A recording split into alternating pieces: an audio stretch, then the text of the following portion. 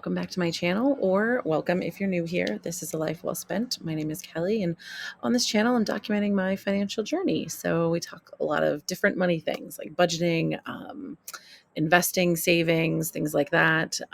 This is actually the third video I'm filming, maybe the fourth video, filming out on my porch because it is gorgeous out here and I want to spend more time outside. So sorry for the not change of scenery, but also I'm really behind on budgets. This is actually, or on videos. This is my July 2024 budget video, and it is already July 19th. Now, I do want to be clear. I definitely made this budget before July 1. I just have not had time because I've been traveling. If you've seen my June closeout budget, you'll know kind of what was going on. But if you haven't, I took a trip at the end of June. I went to Montreal and to Vermont with a friend. And then my niece was visiting for a couple of weeks. So it was kind of my entire day was just taking up with spending time with her and making memories and things like that. So I just really I don't know, didn't have the time, didn't really feel like it, didn't really have the privacy at my mother's house. I was staying at my mother's house because my niece was staying there. She wanted to stay with Nana some nights and then wanted to stay with Aunt Kelly other nights. But I was like, oh, honey, Aunt Kelly's going to stay with you and Nana. Like, it's really hot and Aunt Kelly doesn't have air conditioning in her house. So we're not going to do that. We're going to stay with Nana. So honestly, kind of thank God, because it has been miserable. The heat has finally broken, which is why I'm outside. I prefer being outside in the summertime, but it has been bonkers hot this June. It's been awful.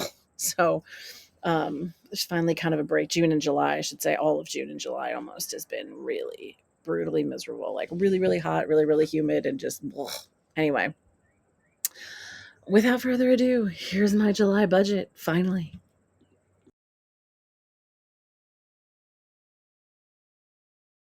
This is my July budget, and you'll note, actually, I don't know if you can see the bottom of this. This is a copy of my budget because I have been doing my weekly transactions. So you would actually have a whole idea how I'm spending money yet. And that, spoiler alert. So this month I have budgeted $3,600 for income. Now our contract, I work in a public school, and our contracts work from July 1 to June 30th. So there is a raise associated with my contract this year, and I know kind of what that raise is going to be, but I'm very bad at calculating based on like, oh, how much I'm putting into retirement and how much I'm paying out to here and to this and to that, to know really what my take home pays are going to be. So that will actually change for August. I do know now because it's July 19th and I've been paid once already, but I can make a better judgment off of that. So I figured, well, just to start July, considering, when I did this budget, it was the end of June and I wasn't entirely sure check wise how that was going to shake out. I just stuck with the 3,600. So that's what I have, 3,600 and $105 from my mom. Those of you who have been watching my videos, you know that my mom pays money towards certain things that we share, like we each put $50 into a brokerage account. We share some subscriptions still, and we share cell phone service. So what she pays me goes towards that. So total income $3,705. Mortgage $688.77. That's my interest, my principal, my insurance, taxes, PMI, all that stuff.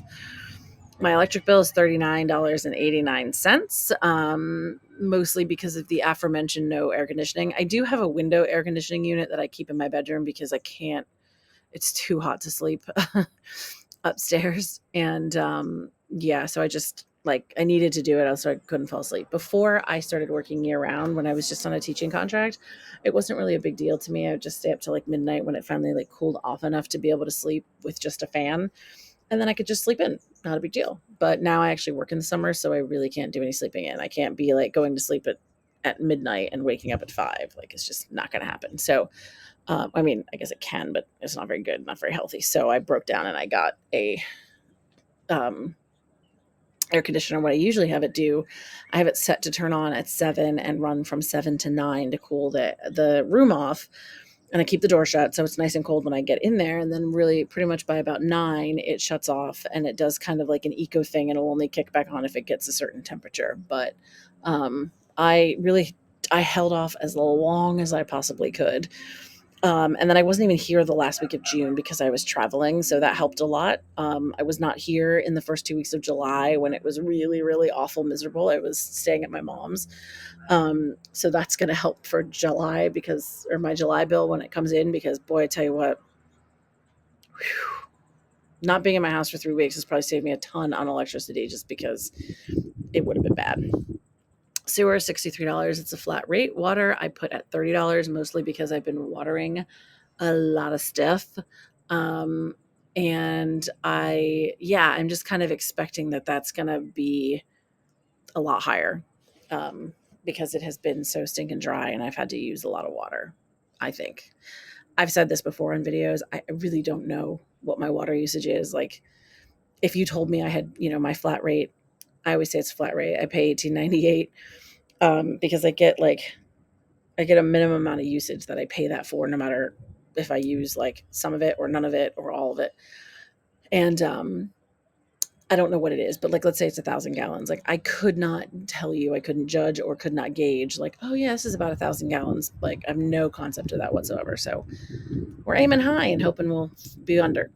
Internet, $58. Cell phone, I put my cell phone at $100 for the month of July, because I do know that, like, in June with some of my travel, first of all, I went to Montreal, so then I had to pay for it. Well, I didn't have to, but it was kind of stupid not to, so I did.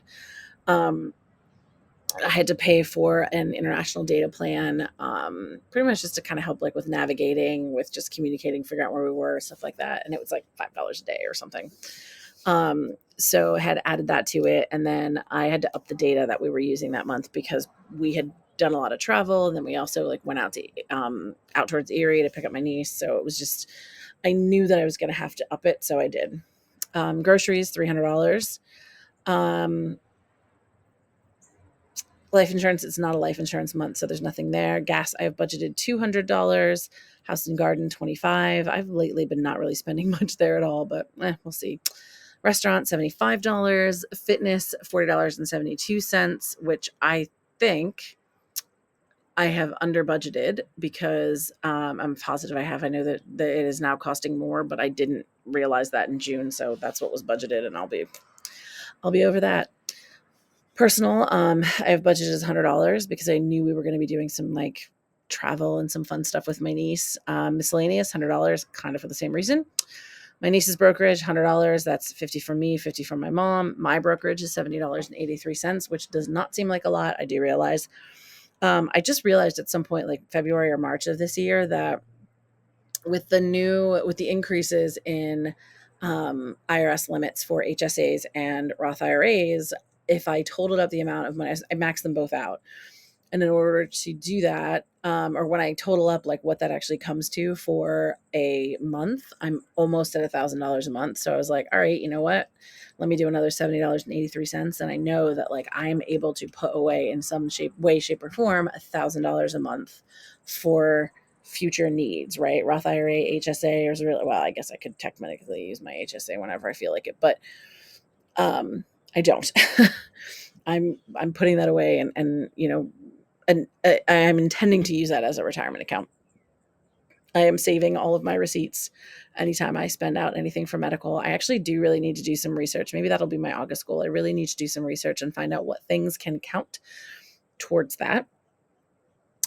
Things that I would have paid out of pocket. I know I did some fertility stuff that definitely, some of it I paid out of pocket, some of it may not count, but if I can do that and I can save those receipts, because I definitely was on an HSA at that point. So I need to really kind of go back through and look at some of those things, because if I can save those receipts and I paid out of pocket, then I will be able to reimburse myself in the future.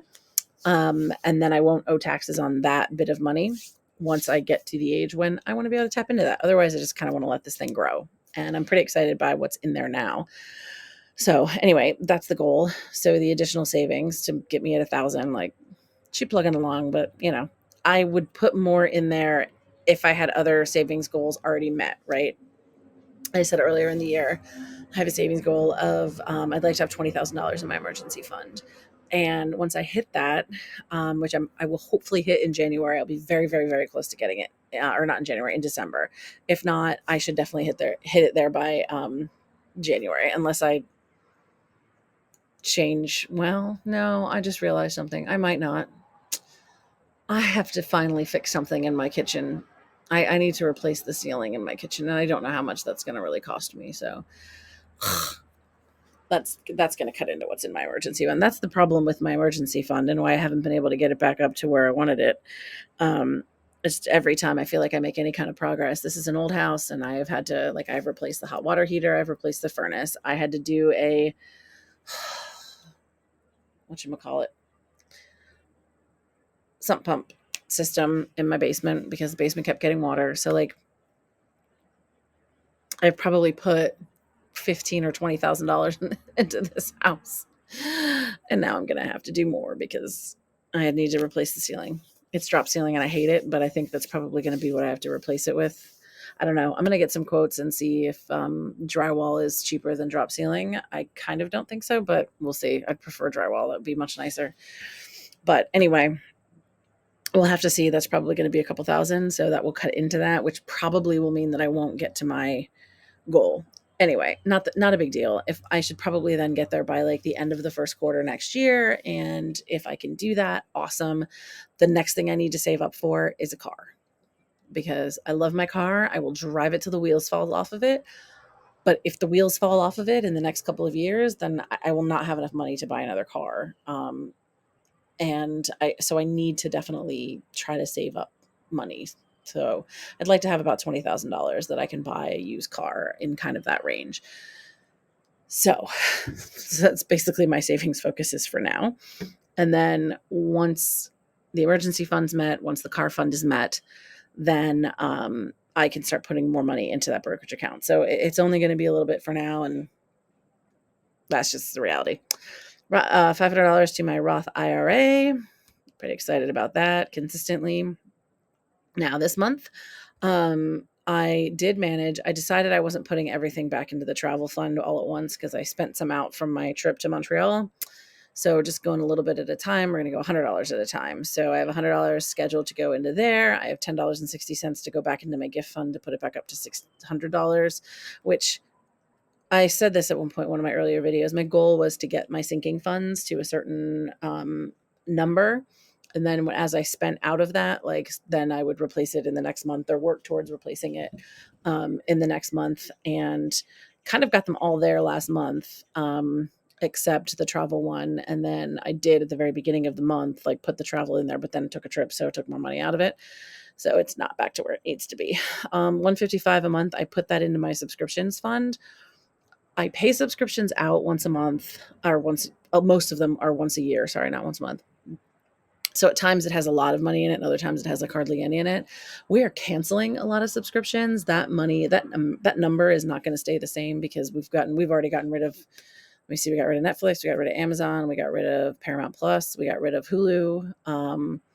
There's a bunch of others we're going to be getting rid of, and so we're at the point where I'm not entirely sure what it's going to shake out money wise. I'll have to take a look at it in December, and then we'll adjust from there. But that also covers, it's not just streaming services. It's my VPN. I do a backup service on my computer, cloud storage and whatnot. So it's a combination of things. It's not all just streaming services and things I want to watch on TV. So anyway, moving forward, I'm going to do that for the year. And then I might actually just kind of see whatever I put in there at the start of January. I'll see what's in there, and then maybe see if I can't make it the whole year with that money and not have to put anything in there. That would be kind of nice. Nittany Lion Club, it's a thing I belong to, and I just pay $200 a year. That's my yearly kind of membership fee, $17. I count that differently from subscriptions because actually technically I'm making a donation to the Nittany Lion Club, so it's not really a fee, but it's a donation. A donation you must pay to be a member. But I can write it off for whatever it's worth. Giving fund, I'm putting $50 back into that. So kind of same thing with the travel fund. I'm not putting it all back in at once because I don't know that I really have to. The 1,000 was just kind of an arbitrary number. So I was kind of like, oh, if I do 50, 50, 50, 50, 50. And then what I might do in December is just do like a little bit more. I have another 3 pay month coming up in November.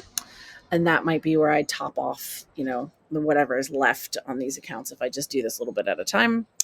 Yeah, $10.60. That's going back into my gift fund. And I already said the $100 in my travel fund, $59 to my car insurance, which will come out in August. I pay it twice a year, so August and February. And that probably actually has more in it than I need, but given that I know I will one day be buying a newer car, I'm sure my insurance will go up. So yeah, that's where we're at. Anyway, that's my July budget. I had to roll through this pretty quickly. Sorry if you hear that, because I'm outside. You're going to hear like traffic, kids playing, birds. There was a train that rolled through like kind of right before I started recording. I almost kind of wish it was actually recording when it rolled through, because I feel like that would have made a funny blooper, but whatever. Anyway, this is a zero-based budget. Like I said, it is July 19th when I'm filming this, and I have no idea when this is actually going to actually post. But I do a zero-based budget, so I make sure that every dollar has a place to go, whether it's savings or spending, by the beginning of the month. Because it is July 19th, I will start working on my August budget anyway. Actually, I already have, because at some point I needed to do August, and because I wanted to get September out as well, like start planning that out, because in September my my mortgage payment changes, and based on like taxes and stuff like that. Like your mortgage payment never stays the same if you escrow taxes and all of those kind of things. So anyway, so it was going to change, and I was worried that like I'd file the letter for it and I would forget that I filed it, and I'd sit there and be like, oh, what is this supposed to be again? So I just did it quick. So I had it in my budget. Oy, oy, oy, oy. Yeah. Anyway, I'm going to do a budget or a video here soon about, kind of how I'm doing on my goals for the year. So we're kind of halfway through. So it's nice to have like a little halfway gauge. It'll be fun. So anyway, if you're still watching, thanks so much. We'll see you next time, guys. Bye.